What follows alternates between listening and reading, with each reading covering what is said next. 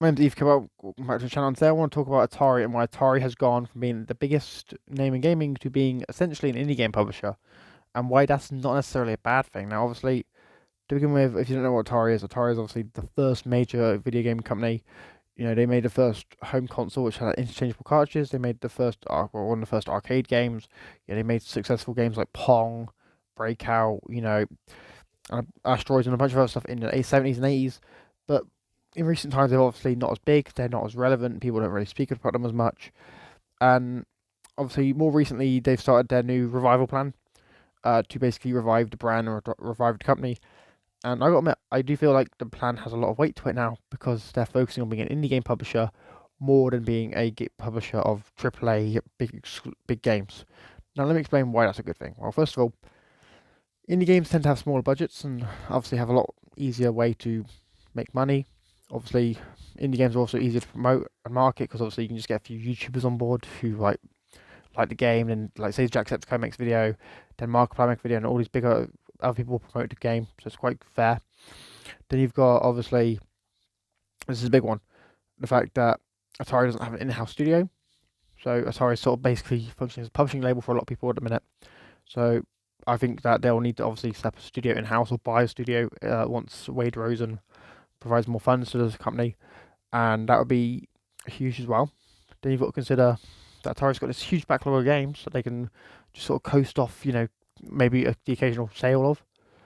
People aren't going to buy the same Atari games over and over again unless they're made available on more and more digital platforms and digital storefronts, and they have. They've been made available on Xbox, PlayStation, Steam, Nintendo, so a lot of people can buy some of the older Atari games as well as their newer indie games. And to me, I think it's kind of good because obviously, for those who don't know, I think that we need more indie game publishers. I think we need more publishers who focus on making great games rather than just focus on trying to be, hey, here's the next Call of Duty, which to me is kind of lame. Like, focusing on trying to be the big game publisher is kind of boring. Now, what do I think Atari's going to do in 2023 and to continue their growth throughout the next few years? Well, let me explain this right. First of all, I think the Atari VCS was obviously a necessary casualty because Atari doesn't have the funds right now to support, fully funding a game console and fully, backing it with as many games as they can. Now, they did say they still put games on the VCS, so maybe we'll see a VCS 2.0 in a few years, but we don't know that. And then you've got, obviously, the fact that they're working on new games, that we don't know, we haven't heard of.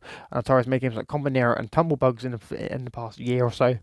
So they're clearly looking at making some more interesting indie games and making them available on platforms like Steam and whatnot. Now, would we see Atari become bigger? By studio size, I reckon they will form a studio or they will buy a studio. I just think that seems logical because they need to have a studio to make the games in-house. Because obviously it's cheaper to make a game in-house than it is to license it out to another company to make.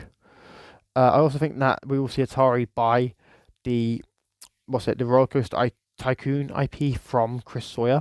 So you don't know, Atari's got a publishing deal with Chris Sawyer to make more Roller Coaster Tycoon games for the next 10 years. Now, to me, I feel like Atari will end up buying the IP because they need that IP. It's a hugely successful franchise. There's tons of games in the franchise. Atari needs to keep that franchise in their midst. I also think that we might see, if Wade Rosen puts enough money behind Atari, I think we could see Atari make some sort of how does this, maybe a risky acquisition. Which I mean, they might go after someone like in television, or they might go after someone like Interplay, and get their library of games and give them more stuff to sell on digital storefronts. They give them stuff to put on the VCS, give them stuff to bundle. I think they're both possible acquisitions, to be honest. But to me personally, I kind of feel like Atari at the minute is going to focus on making new IPs and new franchises for modern systems. I think Combinera was just a start, and Combinera has shown to be quite successful. People seem to be talking about it, people seem to like the game. It seems to have sold pretty well. So hopefully, as Atari continues to try and reinvent itself, we see more indie games from Atari as they slowly try to build up their portfolio and build themselves up again to be a game publisher that is widely reflected like they once were. Anyways, let me know your thoughts about this in the comments down below. Do you think Atari has become an indie game publisher? They're basically, to me, at the very least, Atari is the indie game publisher with the massive history. That's the name of the title. Atari, the indie game publisher with the iconic history. Yeah, so let me know your thoughts about that. In the comments down below. Do you agree? Do you disagree? I want to hear your thoughts. If you're new here, make sure you subscribe, like, share, do all good stuff. You know, I'm trying to hit 300 subs by the end of January, so hopefully you'll help.